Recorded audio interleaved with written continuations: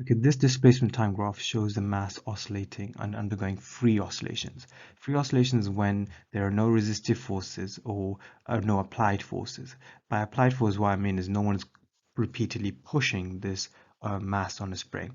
It's just being displaced and released. So it's oscillating at its natural frequency. Natural frequency is the frequency at which things just oscillate on their own.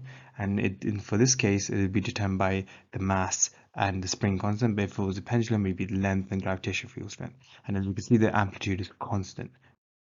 This shows light damping or under damping. So there's some resistive force which is causing the amplitude to decrease exponentially.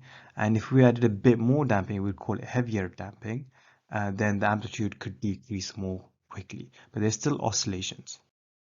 Okay, now imagine I take this mass on a spring and I put it into a container of, thick oil or maybe syrup or something like that.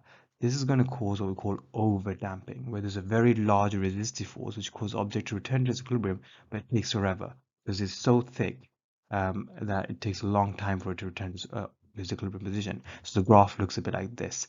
As you can see, if you give it long enough time, then eventually it's going to get the equilibrium. Okay, now imagine instead of putting in very thick liquid or of some sort where the resistive force are very large, I put in some light oil where the resistive force are just perfect. This is what we call critical damping, where the damping is such that the object returns to equilibrium in the shortest possible time without overshooting. And the graph looks like this. So you can see before it took a long time to return to equilibrium. Now it's returned to as quickly as possible and is not overshooting, so you can't see any oscillations once it returns to equilibrium. In this example, we have a car which is going over a speed bump which will cause the car to oscillate vertically. So just how the car suspension is designed to make the journey for the passenger more comfortable.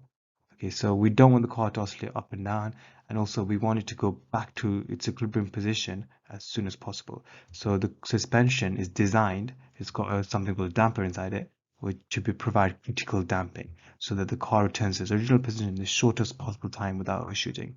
Because if it overshoots, it's going to just bounce up and down, which is going to make the passenger sick.